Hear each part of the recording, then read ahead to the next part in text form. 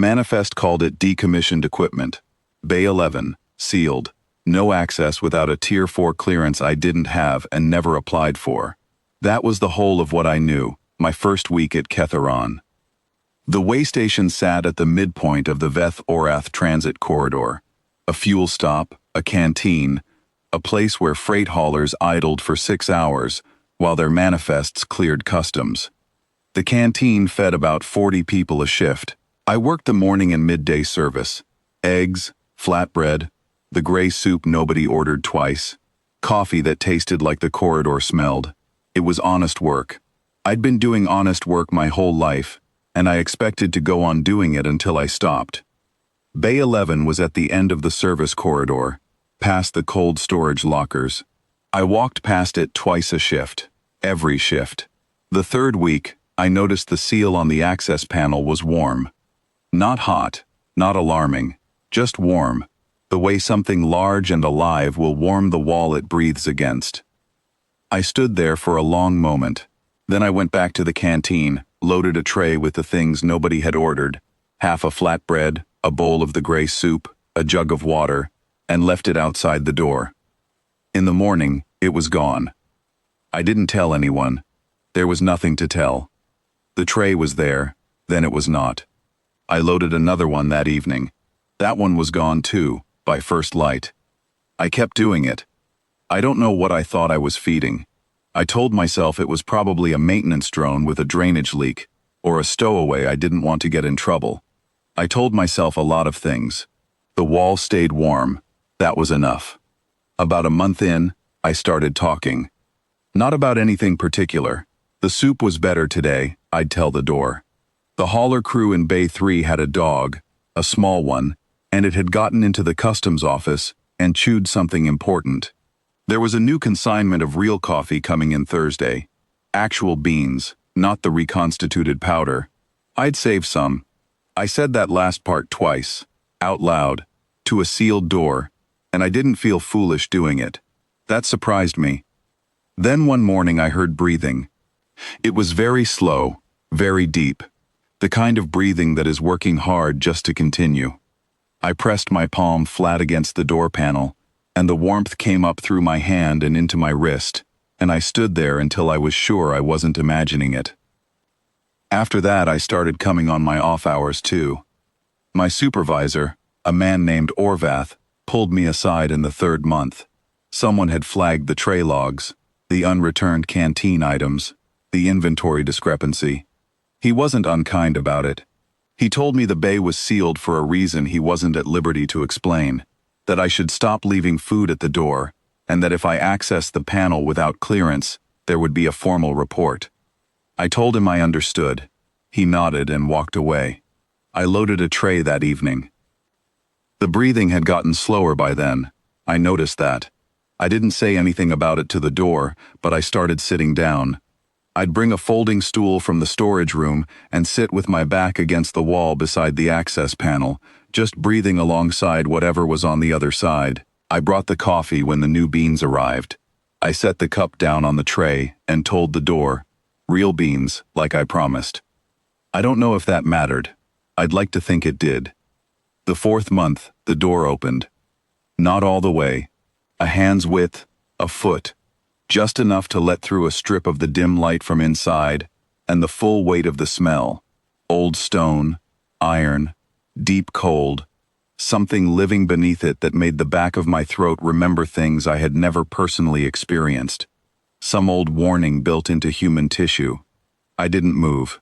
I sat on my stool and I waited. What came through the gap was a claw, one forelimb, massive, the scales the color of iron-gray river silt.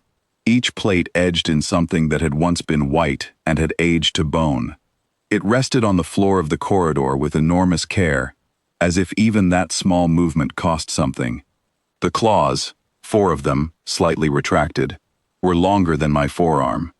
I looked at the claw. Then I looked at the strip of visible darkness beyond it, where something breathed. I said, "I'm Mads. I work the canteen. I'm sorry the soup isn't better." The claw did not move. The breathing continued. After a while I picked up my coffee, drank half of it, and set the rest on the tray beside the door. That was how it went for 6 more weeks. She never came fully out. I never went in. I learned the sound of her, the catch in the inhale at the 3rd hour of the night that meant pain, the longer exhale after she'd eaten that meant something closer to ease. I learned that she would sometimes press the full flat of her forelimb against the corridor floor when I spoke, a slow settling, like something putting down a weight it had been carrying a long time. I learned that if I put my hand near the claw, not touching, just near, she would rest the tip of one foreclaw against my knuckles, lightly, for a minute or two, and then withdraw. I didn't know her name. I didn't know what she was. I thought about it. I thought about it more than I let on, even to myself. The wall was always warm. That was what I knew. The 5th month, 3 dragons came through the waystation on a listed freight transit. I only saw them in passing. They cleared customs before my shift. One of them, a smaller one with river clay scales, stopped at the entrance to the service corridor and looked at me for a long moment. I went back to the canteen and served the morning soup. 4 days later, the same 3 returned. They came to the canteen at the close of the midday shift, when the room was emptying out. The river clay one sat across the counter from me. She was not large by any standard I had since recalibrated. She barely cleared the doorframe, but she sat with the particular stillness of something that has never once in its life had to prove what it was. She said, "You have been keeping vigil beside the last elder of the Waystation." I said I didn't know that. I said I had been leaving soup. She said, "We know." There was a pause. I refilled the coffee pot because my hands needed something to do. She said that the Waystation had not been seen in this corridor in 60 years, that most treaty registries listed the bloodline as dissolved, that the elder had come to Thoughtn alone, to finish what elders of her line finished alone, in the old way, not among strangers, not in a ward, but in whatever corner of the world they chose, with whatever quiet they could find, that the conclave had been watching from a distance, as was their custom, to know where she ended. I said, "She's not finished yet." The river clay dragon looked at me for a moment. Then she said, "No, she is not. She died on a Tuesday, in the hour before my shift started.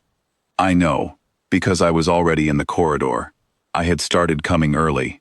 The breathing had changed again in the past week, slower, with longer spaces between, the kind of pauses that make you hold your own breath in sympathy. When I arrived that morning, the warmth was leaving the door. Not fast, just slowly ebbing, the way a coal goes from red to gray. I sat down on my stool. I put my hand flat against the panel. I sat there until the wall was the same temperature as the corridor. When I stood up and turned around, the 3 of them were behind me. All 3. They had come without sound, which I had not thought possible for something that large. The river clay one said, her name was Waystation Man. She was 314 years old. She was the last record keeper of her bloodline, and she chose this corridor to finish in. I said I was glad she wasn't alone. There was a long silence. Then the river clay one said my name, my full name, Madras Oral, which I hadn't told her, and she said it in a register I felt in my sternum, something below the frequency of ordinary speech. She said it the way you say a name when you intend to carry it with you. I don't know what the Waystation count as family. I don't know their customs well enough to say what it meant that they came back, months later, and asked if I wanted to know the names of the others in the bloodline record, all 47 of them, going back 4 centuries. I said yes. I sat in that corridor for 3 hours while the eldest of them spoke each name, and I said each one back, and it was the most serious thing I have ever done in my life, and also the most ordinary, because it was just 2 people and a long list of names that deserved to be said out loud by someone who would listen. The soup is still gray, the coffee is better. I put in the order for real beans myself now, and Orvath doesn't ask why. Bay 11 is empty. I still walk past it twice a shift. I still put my hand on the door.